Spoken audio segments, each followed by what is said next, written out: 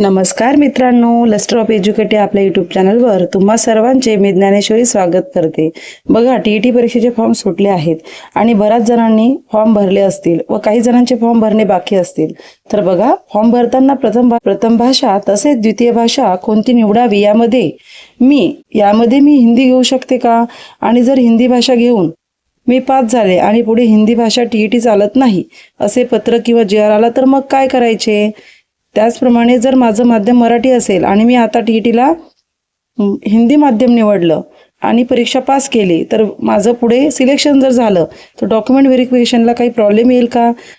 तर या सर्व प्रश्नांची उत्तरे आपण आजच्या व्हिडिओमध्ये बघणार आहोत। व्हिडिओ खूप महत्त्वाचा ठरणार आहे।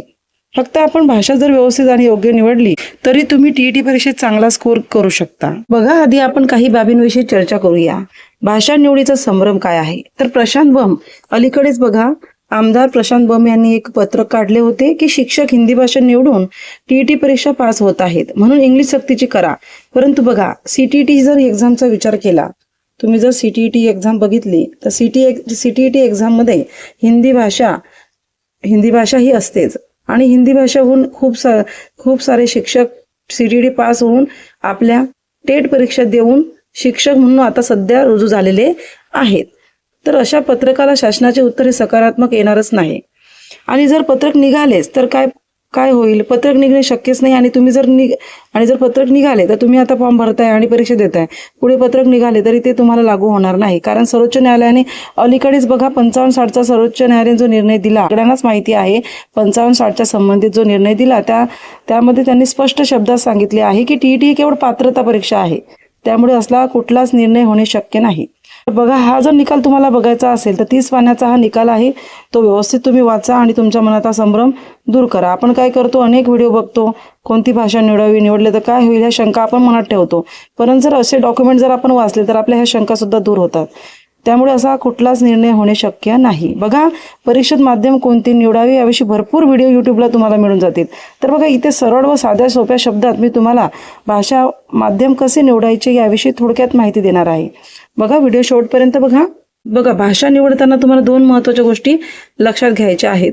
तर बघा मित्रांनो, इथे जर तुम्ही मराठी माध्यम मराठी निवडलं तर यामध्ये प्रथम भाषा ही मराठी येईल तुमची आणि द्वितीय भाषा इंग्लिश येते। आता एखाद्याचं इंग्लिश चांगलं असेल तर त्याने प्रथम भाषा मराठी निवडली तर आपोआपच द्वितीय भाषा ही इंग्लिश येते। त्यामुळे ज्याचं इंग्लिश चांगलं आहे त्याने इंग्लिश निवडलं तरी काही हरकत नाही। पण बघा, मानसशास्त्र, परिसर अभ्यास आणि गणित यातील प्रश्न कोणत्या भाषेत विचारले जातील तर हे मराठीत विचारल्या जातील। आणि आता दुसरं माध्यम निवडताना बघा, दुसरं माध्यम आहे हिंदी। जर तुम्ही हिंदी माध्यम निवडलं तर तुमची प्रथम भाषा हिंदी येते आणि द्वितीय भाषेमध्ये तुम्हाला 2 ऑप्शन आलेले असतात, मराठी आणि इंग्लिश।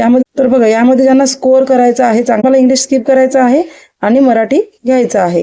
हिंदी हा विषय स्कोरिंग सब्जेक्ट आहे। भाषा जर तुम्ही घेतली तर हा तुमचा परीक्षेमध्ये स्कोअर वाढवणारा नक्कीच विषय ठरतो। आता प्रश्न उरतो की यामध्ये जे विषय आहेत बाकीचे, आपल्याला पेपर 1 मध्ये आपल्याला 5 विषय आहे, मराठी, इंग्लिश, मानसशास्त्र, परिसर अभ्यास आणि गणित। आणि दुसऱ्या पेपरला आपल्याला 4 विषय आहेत, जसं की हिंदी, मराठी किंवा इंग्लिश, मानसशास्त्र, परिसर अभ्यास आणि गणित आणि विज्ञानाचा वेगळा पेपर असतो, पेपर 2चाच। ज्यांनी गणित आणि विज्ञान निवडलं त्यांच्यासाठी। आणि परिसर अभ्यासाचे 60 मार्क्स असतात। तर यामध्ये जे 3 विषय आहेत तर 3 विषयामध्ये मराठी आणि इंग्लिश या 2 लँग्वेजमध्ये आपल्याला हे प्रश्न विचारलेले असतात। तर अशा प्रकारे तुम्हाला भाषा निवडायची आहे।